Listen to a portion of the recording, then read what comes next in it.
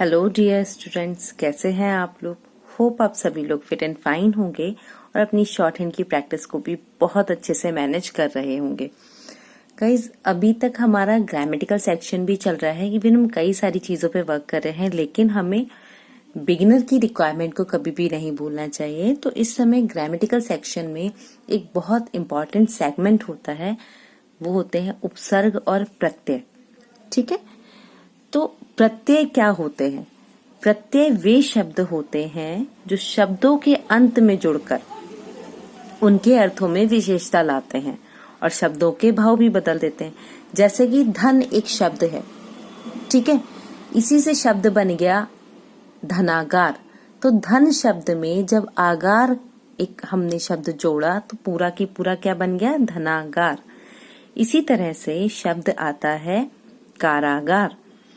तो कारागार में कार प्लस आगार, या फिर हम शब्द कहें शयनागार, तो शयन कक्ष जिसे हम कहते हैं। ठीक है, तो शयन प्लस आगार, तो आगार एक प्रत्यय है जो इसमें जोड़ दिया गया है। मुख्य शब्द में प्रत्यय को जोड़ देते हैं। आगे कई और ऐसे हम प्रत्यय में काम करेंगे जिनसे कि शब्द का विशेषता भी बदल जाती है, उसमें कुछ ना कुछ नई विशेषता आ जाती है। सिंपल अगर धन से हम लेते हैं तो धन मतलब हो गया पैसा। धनागार जहां हम उसको रखते हैं। ठीक है, तो चलिए देखते हैं कि ये वर्ड्स हमारे किस तरह से बन रहे हैं। मुख्य शब्द में शब्दों को जोड़कर हम किस तरह से इन शब्दों को बना सकते हैं ताकि ये छोटे भी बने और पढ़ने में जल्दी आए। देखिए, शब्द हमारी शॉर्ट हैंड में वही अच्छा होता है जिसको कि हम बहुत जल्दी लिख लें और जो हमें पढ़ने में भी जल्दी आ जाए। जहां पर शब्द में क्लिष्टता आती है, मतलब कठिन हो जाता है वो लिखने में या पढ़ने में, तो वो शब्द कभी भी सक्सेसफुली हमें अच्छा रिजल्ट नहीं देगा, मतलब हमारी एक्यूरेसी को मेंटेन नहीं करेगा। कुछ ना कुछ मिस्टेक उसमें जरूर होंगी जिसके कारण हमें उस शब्द में परेशानी होगी। ठीक है, तो चलिए देखते हैं कि कैसे इन प्रत्ययों का शॉर्ट फॉर्म बनाएंगे, फिर उनको हम शब्दों में यूज करेंगे। तो चलिए शुरू कर रहे हैं हम। पहला हमारा जो शॉर्ट फॉर्म है वो है आगार। ठीक है, आगार के लिए क्या किया गया है? गा और रा की व्यंजन रेखा, गा में रा का हुक बना के बनाया हमने ये। ठीक है, शब्द है धनागार, तो क्या करेंगे हम? धा के लिए ऊपर से ही कट कर देंगे, ना की व्यंजन रेखा और गा और रा इसी में ऐड कर देंगे, तो क्या बन गया? धनागार। इसी से बना कारागार, तो का की व्यंजन रेखा लाइन से थोड़ा ऊपर बनाएंगे फर्स्ट प्लेस की साउंड के लिए, रा और इसी में गा और रा। यहाँ आप एक चीज देखेंगे कि हम लाइन के प्लेस के अकॉर्डिंग साउंड को मैनेज करेंगे। ठीक है, कि अगर फर्स्ट प्लेस साउंड है तो हम अबव द लाइन बनाएंगे, ऑलरेडी मैंने ये आपको बताया है। बट अगर फिर भी आपको कंफ्यूजन है तो प्लीज आप मुझे कमेंट बॉक्स में लिखिए, मैं एक बार फिर डिटेल आपको ये एक्सप्लेन करके दूंगी। तो देखिए, धनागार हो गया, कारागार हो गया। इसी तरह से हम शब्द लिख सकते हैं शयनागार। इसी तरह से हमारा शब्द बनेगा स्नागार। तो आगार के लिए क्या हुआ? ये पूरा की पूरा हमने एक साथ प्रोनाउंशिएट कर लिया, जिससे हमें फायदा ये हुआ कि शब्द हमारा छोटा हो गया, मात्राएं हमने कम लगाई और पढ़ने में हमें आसानी हो गई। हमेशा ऐसे शब्द बनाइए जो आप हर कंडीशन में पढ़ पाएं। अगर आप ऐसे शब्द बनाते हैं जो कुछ समय के लिए तो आप याद रख सकते हैं, बाद में आपके दिमाग से उतर जाते हैं, तो फिर उसमें आपको परेशानी होगी। तो शब्द हमेशा वो बनाइए जो हमेशा के लिए दिमाग में सेट रहे। आप अगर 10 बार भी उस शब्द को बनाएं तो उसी तरह से बनाएं जैसा कि आपने उसको पहली बार बना के प्रैक्टिस में लिया। ठीक है, चलिए नेक्स्ट देखते हैं कर। तो कर के लिए क्या है? का की व्यंजन रेखा में रा का हुक। गा और रा वाला थोड़ा डार्क बनेगा, का और रा वाला थोड़ा हल्का बनेगा। अब शब्द आया हित कर। तो देखिए, हा की व्यंजन रेखा को ता के लिए कर दिया छोटा और इसी में जोड़ दिया कर, हित कर। इसी तरह से सुख कर, तो सुख कर। रुचि कर। शांति, अब यहाँ पर शांति का शा का व्रत, ना की व्यंजन रेखा, ता और कर इसी में ऐड कर देंगे, तो क्या बन गया? शांति कर। अब देखिए, कारक शब्द ऐड हुआ है ना, कारक।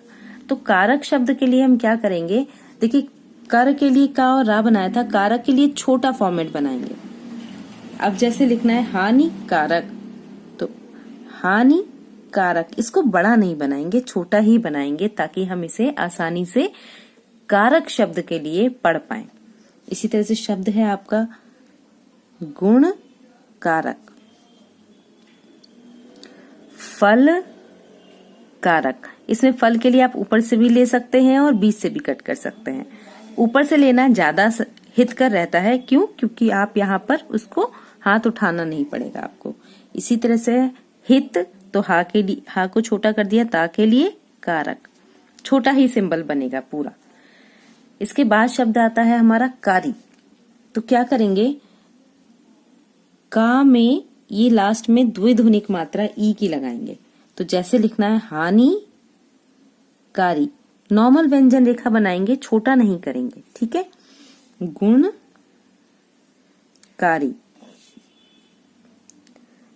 फलकारी,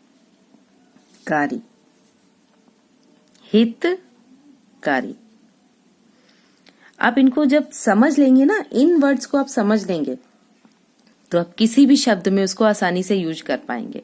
अगर आप इस शब्द को नहीं समझेंगे कि ये बेस लाइन क्या है, तो आपको अगले शब्दों को बनाने में भी परेशानी होगी। तो बेस लाइन समझ के काम कीजिए। मैं हमेशा आपको यही रिकॉल कराती हूँ कि वर्ड्स को समझिए कि वहां पर क्या हो रहा है, तब आप अच्छा उस पर रेस्पॉन्स कर पाएंगे, ना कि रटने से। आपने एक बार समझ लिया तो वो आपको करने में आसानी हो जाएगी।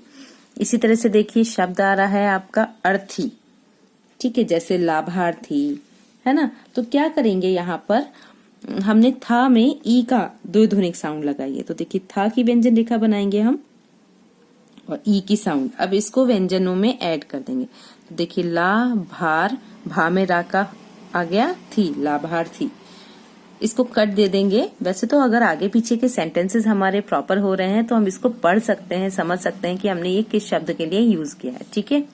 इसी तरह से शब्द है आपका परीक्षार्थी। तो देखिए परिसार थी, ई की मात्रा के लिए आ गया। इसी तरह से शब्द आया हमारा पर मार थी, यहां पर हम डैश दे देंगे क्योंकि हमने ये ना को काट के मां बनाया है, परमार्थी। इसके बाद देखिए आलय, जैसे शिवालय, भोजनालय।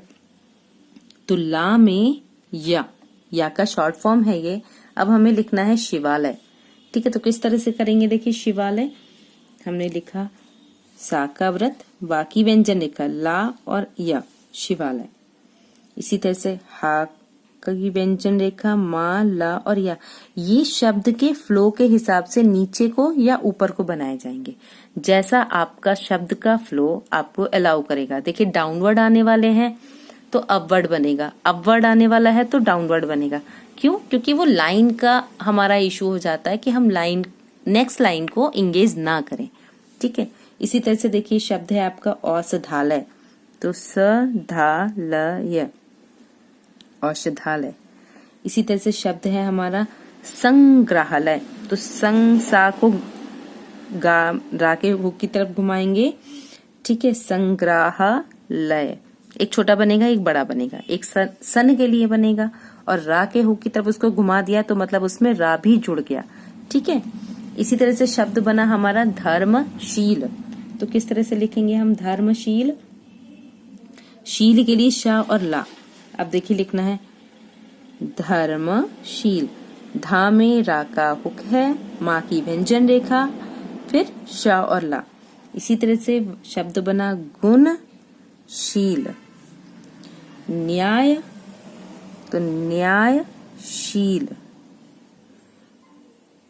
कर्मशील, कामे रा का हुक, माँ की व्यंजन रेखा, शा और ला। अब देखिए सबसे इम्पोर्टेंट क्या है कि हमने यहाँ पर मात्राएं नहीं लगाई, ठीक है। हम यहाँ पर शब्दों को उनके प्लेस के हिसाब से पढ़ रहे हैं, पहली चीज। दूसरी चीज कि ये छोटे हो गए, अभी आप नॉर्मल बनाते तो कितने बड़े बनते, और जब हमने इनको प्रत्यय के साथ में बनाया तो ये शब्द छोटे हो गए। और आप इन शब्दों को एज अ शब्द चिन्ह भी याद कर सकते हैं, ठीक है। जब हम शब्द चिन्ह पढ़ते हैं ना आप उनके लिहाज से भी आप इन्हें याद कर सकते हैं ताकि आप अच्छे से इनकी प्रैक्टिस कर पाएं और समझ पाएं। तो अभी देखिए ये पूरे मैंने यहाँ पर आपको जो बताए हैं वो मैंने बताए हैं आगार का बताया है, कर का बताया है, कारक का बताया है, कारी का बताया है, अर्थी जैसे लाभार्थी, शुभार्थी, ठीक है, आलय का जैसे हिमालय, दर्शनालय, इस तरह के शब्द होंगे। शील का बताया है मैंने। तो इतने शब्द मैंने आपको करके बताए हैं। आप इनको करके देखिए, प्रैक्टिस में लीजिए और कोशिश कीजिए कि ज्यादा से ज्यादा शब्दों को बनाएं। किसी शब्द को बनाने में अगर आपको प्रॉब्लम होती है तो आप मुझे बताइए, मैं उसको शॉर्ट आउट करूंगी और आपको उसका इजी फॉर्मेट प्रोवाइड करूंगी। तब तक के लिए आप इन शब्दों को प्रैक्टिस में लीजिए। इसका नेक्स्ट वीडियो मैं जल्दी ही आपके लिए अपलोड करूंगी क्योंकि ये आपके उपसर्ग और प्रत्यय का सेक्शन ज्यादा है। तो आप पहले इनको प्रैक्टिस में लीजिए और किसी भी तरह की कोई प्रॉब्लम होती है तो प्लीज मुझे बताइए, मैं उसको शॉर्ट आउट करूंगी। आप इसके लिए हमारा टेलीग्राम ग्रुप भी ज्वाइन कर सकते हैं जहां पर आपको पीडीएफ प्रूफ में प्रोवाइड कराती हूँ। तब तक के लिए keep learning, keep watching, stay connecting. Thank you.